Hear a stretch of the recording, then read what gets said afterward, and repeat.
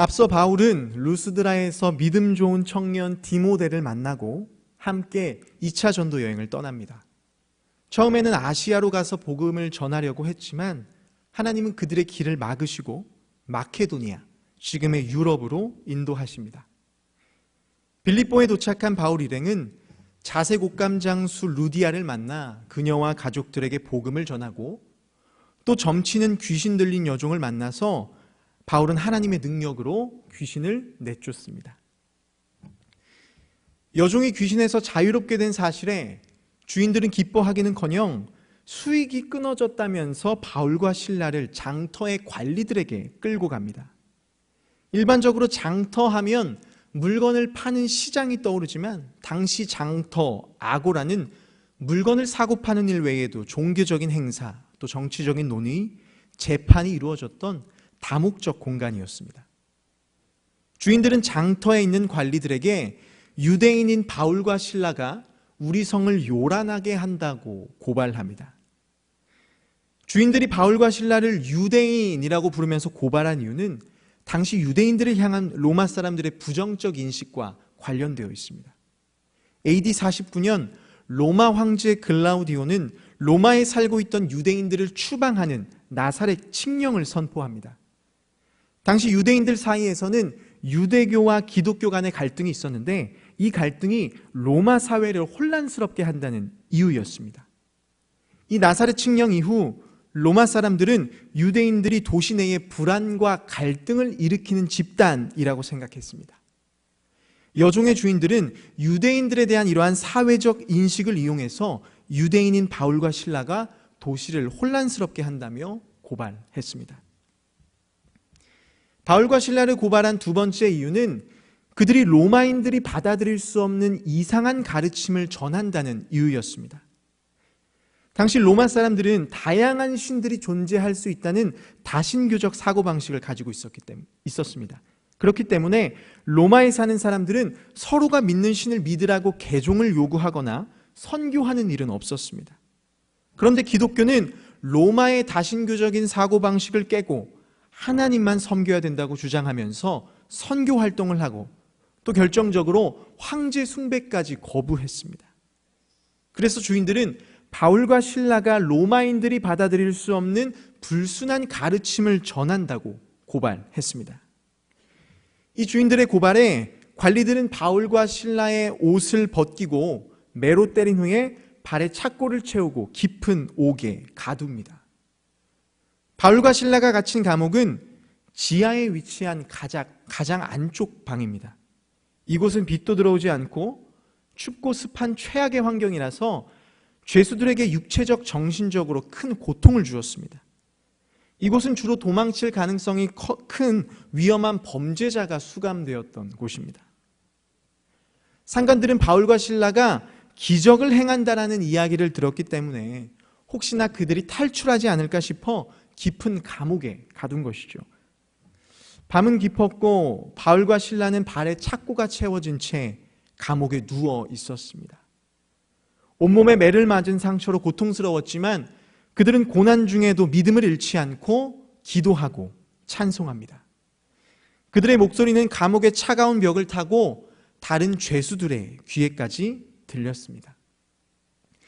듣더라라는 헬라어 에파크로아오마이는 단순히 소리를 듣는다는 것을 의미하는 것이 아니라 깊이 경청한다, 귀 기울여 듣는다는 의미입니다. 죄수들은 고난 속에서도 원망 대신 하나님을 찬양하는 바울과 실라를 보면서 그들의 찬양에 귀를 기울입니다. 그때 갑자기 큰 지진이 나더니 옥터가 움직이고 문이 열리면서 죄수들을 묶고 있던 쇠사슬과 착고가 풀립니다. 이 상황에 놀라 잠에서 깬 간수가 감옥문이 열려 있는 것을 보고는 두려워합니다. 로마법에 따르면 죄수를 도망가게 한 간수는 그 죄수가 받을 형량만큼의 벌을 받게 되어 있었습니다. 사도행전 12장에서 베드로가 감옥에 갇히자 4명씩 4조, 총 16명의 병사가 베드로를 지킵니다. 후에 베드로가 감옥을 탈출하자 헤로당은 베드로를 지키던 병사 16명에게 사형을 선고했었습니다. 죄수가 도망가게 되면 그 책임은 간수에게 있었습니다. 이러한 사실을 잘 알고 있던 간수는 죄수들이 도망갔다는 생각에 자신의 칼을 뽑아서 자결하려고 합니다. 이 장면을 보고 있던 바울이 큰 소리로 말합니다. 당신의 목숨을 해치지 마십시오. 우리가 모두 여기 있습니다. 바울의 외침을 들은 간수는 떨리는 손으로 등불을 받아 감옥 안으로 뛰어들어갑니다. 놀랍게도 감옥 안에는 바울과 실라가 그대로 있었습니다. 이 믿기 힘든 상황에 간수는 무서워 떱니다. 무서워 떨며라는 단어는 하나님 앞에 두려워 떨 때 쓰는 단어입니다.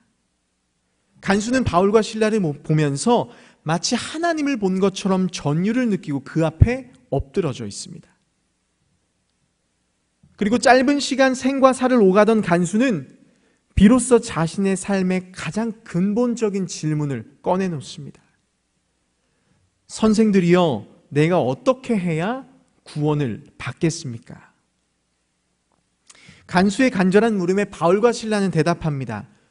주 예수를 믿으십시오. 그러면 당신과 당신의 가족이 구원을 받을 것입니다. 이 말은 간수가 예수님을 믿을 때 가족들이 자동적으로 구원을 받는다는 말이 아닙니다. 구원은 가족 구성원 각각의 믿음으로 주어지는 것이죠.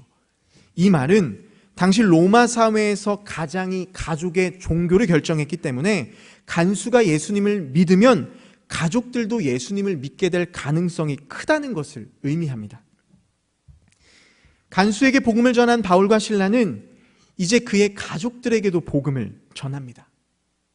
간수는 너무 고마운 마음에 바울과 실라의 매맞은 상처를 씻어주고 정성스럽게 치료해 주었습니다.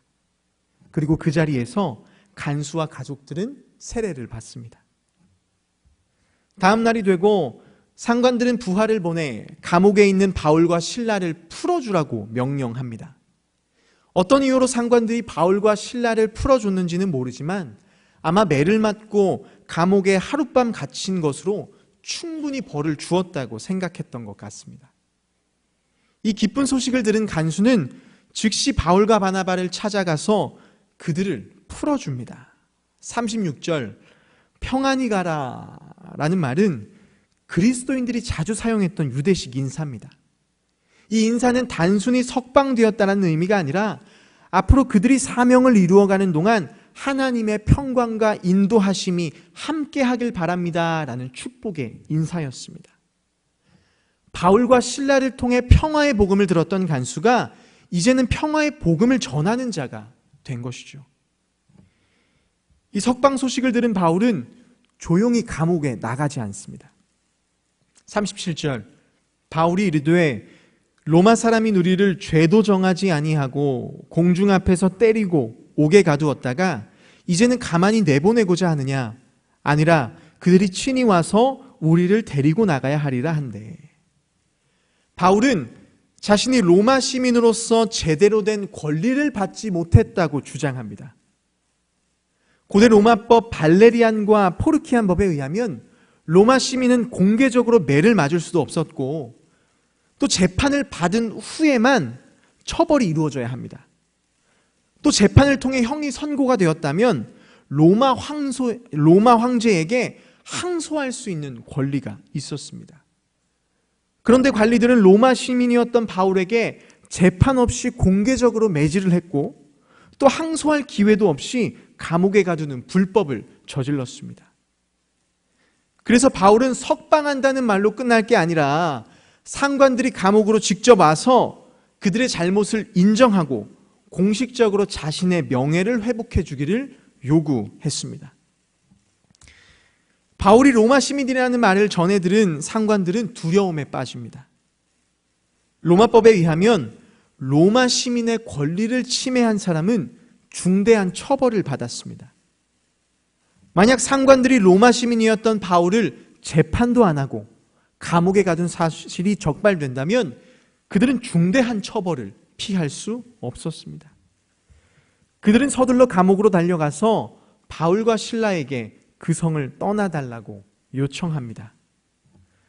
상관들의 부탁을 듣고 바울과 실라는 감옥에서 나와 루디아의 집으로 가서 형제들을 만나 위로한 후 빌립보를 떠납니다.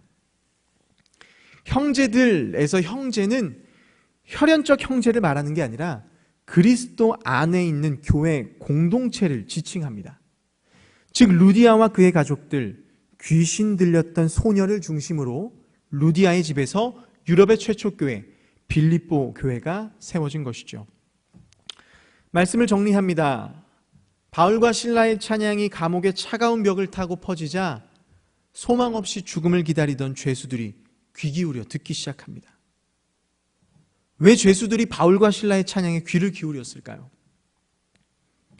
바울과 실라도 죄수들과 같은 처지에 있었지만 무언가 달랐기 때문입니다. 기약 없는 감옥 생활에 모든 죄수들이 소망을 잃어버릴 때 바울과 실라는 소망을 품고 있었습니다. 고난이 닥치면 간수처럼 칼을 뽑아서 자결하는 게 당연한 일인데 바울과 실라는 하나님께 감사하며 찬양의 고백을 올려드렸습니다. 그들의 놀라운 믿음에 죄수들은 귀 기울일 수밖에 없었습니다. 사랑하는 여러분, 어둡고 절망적인 인생의 감옥에 놓여 있다면 믿음을 잃지 마시고 그 자리를 하나님을 찬양하는 예배 장소로 변화시키시길 바랍니다. 아무리 어렵고 고된 환경이라도 춘천제일교회 성도님들이 있는 곳이면 찬양과 기도가 가득한 곳이 되어야 합니다. 그때 고난 중에 있는 이웃들이 여러분의 찬양을 귀 기울여 듣게 될 줄 믿습니다. 여러분의 찬양을 통해 소망을 발견하게 될 줄 믿습니다. 여러분, 고난 속에 울리는 찬양이야말로 세상이 하나님을 주목하게 하는 소리라는 사실을 기억하시기 바랍니다. 고난 중에 놓인 바울과 실라의 찬양을 통해 감옥에 있는 모든 묶인 자들이 자유를 얻었던 것처럼 우리의 찬양을 통해 소망 없이 갇혀있는 사람들의 옥문이 열리고 착고가 풀리는 역사가 있게 되기를 간절히 소망합니다. 여러분, 우리가 하나님 앞에 서는 날 우리는 고통도 슬픔도 없는 영원한 기쁨 속에서 하나님을 찬양하게 될 겁니다. 그렇기 때문에 고난 속에서 찬양하는 일은 천국에서도 경험할 수 없는, 우리가 이 땅에서만 경험할 수 있는 특별한 찬양입니다. 그렇기 때문에 고난 속에 찬양할 수 있는 것은 우리에게 너무나도 소중하고 귀중한 특권입니다. 사랑하는 여러분, 이 사실을 기억하며 바울과 실라가 고난 속에서도 하나님을 찬양했던 것처럼 여러분들도 고난 속에서 하나님을 찬양하는 복된 인생이 되시기를 간절히 소망합니다.